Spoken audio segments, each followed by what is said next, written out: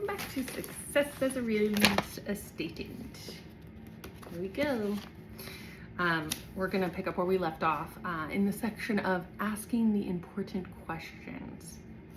Who is your target audience? Will the tour be shown primarily to low-end, mid-range, or high-end home buyers? The answer helps you match the presentation to audience expectations and arrive at your budget. What type of tour do you want to produce? Choose either 360-degree video or digital photos. How much time and effort can you and your staff invest in producing and maintaining the tour? Be aware that to produce your own 360 video tours, you'll need at least one in-house camera expert and one person to upload, create, and maintain the tours.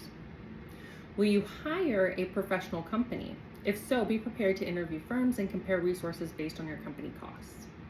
The caliber of solutions the company provides, the way its services match your needs and expectations, and how easy the employees are to work with. The biggest mistake is to try to create virtual tours on the cheap. If you attempt to create your own virtual tours, chances are good that they, and by association, you will look cheap. They'll look cheap to potential buyers, potential sellers, and potential leads and prospects who see you work online from around the world. They'll look cheap. Leading prospects to your virtual tour. To drive prospects to your virtual tour, use this promotional channels.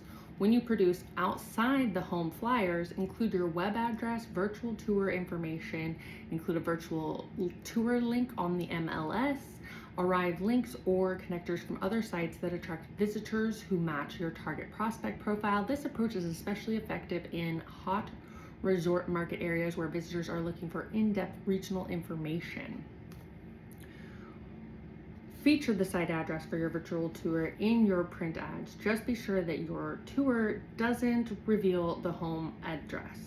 Your aim is to generate interest so that prospects you for additional information and home access. Post to social media sites like Facebook, YouTube, Instagram, X, and LinkedIn. Use postcards as direct mailers to promote both the property and the virtual tour. Don't send a letter that may or may not be opened. Send a postcard that automatically makes an immediate visual impression. Chapter 17. In this chapter, preparing your buyers and sellers for negotiations, handling each step of the negotiation process, advising offers, and avoiding choke points. Negotiating the contract and closing the deal. Truly believe that the secrets to creating true value for your clients are contained in this chapter. Most sellers think an agent's real work involves finding the right buyer, and most buyers think an agent's real work involves finding the right house to buy. In fact, the real work involves bringing the deal to a successful close. That's what this chapter is all about. Real estate consumers' wants are beginning to shift. In a recent National Association of Realtors (NAR) survey, only 50% of buyers reported that help finding the right home to purchase was the top service they wanted from an agent. That number was more than 65% in previous years. Many buyers instead want the following: 11% must want home with price negotiations, and another 12% must want help with term negotiations. Terms include all other options besides the sale price, such as possession, condition repairs, and the inclusion of personal property. When you combine the two, and 23% of buyers cite negotiating skills or services as the top thing they want from real estate agents. The public doesn't see the gyrations that you go into reaching a contract agreement and closing a deal, but if the negotiation step goes awry, no other step in the real estate sales process matters. Buyers and sellers may feel the emotions during negotiations, but everything else happens behind the curtain. The process of negotiating a deal involves fiduciary,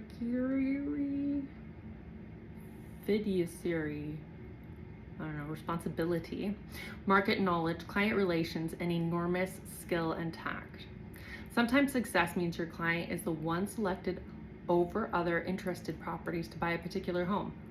sometimes success results in a negotiated reduction in a home's sale price. Always, success reflects the realities of the market and the best terms and conditions the buyers and sellers can achieve. This chapter lays out the rules of negotiating, starting with knowing all there is to know about the market environment, so you can convince your client to accept terms and conditions you believe are the best to be had at the present time based on current market conditions. Often, that persuasion needs to be administered to a less than enthusiastic client who's hoping for a better outcome. The following pages help you prepare for the task. Preparing for the task ahead. At the listing presentation, a buyer interview consultation, after you've gained commitment from the client through a signature on the contract. Take a few minutes to outline the next steps. Cover the following 2 points. Briefly describe how you'll work to represent your client's interests when it comes to negotiating and closing their transaction. I use this final discussion to explain that my typical approach is to handle negotiations during an appointment in my office. Here are 3 ways you can conduct the meeting. Face-to-face meetings have advantages. They enable you to read the party's full body language. Frequently, I notice a disconnect between what the parties say and what their body language says. As an alternative, I provide documents to each party prior to an online meeting, during which we review the documents. Online meeting platforms are key tools the real estate industry needs to use more. Google Meet, FaceTime are 2 options. I prefer a more robust platform from Zoom or Microsoft Teams because you can control what each party is looking at. The easiest and best, in my opinion, is Zoom, largely because it became such a popular way to communicate with loved ones during the height of the pandemic that there are few people who have not used it or at least heard about it. You can use a phone approach if necessary and then scan and send documents. The question of which strategy to use is about efficiency versus effectiveness. While the technology creates significant efficiency for you and your clients, you lose some of the effectiveness that comes from face-to-face meetings. I find these 3 approaches to be more convenient for my clients and most time effective for me and for them. By explaining my process in advance, my clients know exactly what to expect. You can also uncover any potential technology challenged clients in advance. Advise your seller clients to expect that most initial offers will come in below the asking price. I always tell my clients that they should expect a low list price offer and that I rarely see a transaction that doesn't require a counter offer. It's human nature to want to pay less than full price and get the best deal. Providing advanced warning to the seller clients helps adjust expectations and avert disappointment. Your objective is to set the stage for negotiations that lie ahead. Preparing your client for what's in store is an imperative step that saves you time, emotion, and energy in the future. The truth is, negotiation is not a one-time event. There is an ongoing dialogue of negotiation, at least through the home expectation contingency removal. The right tone.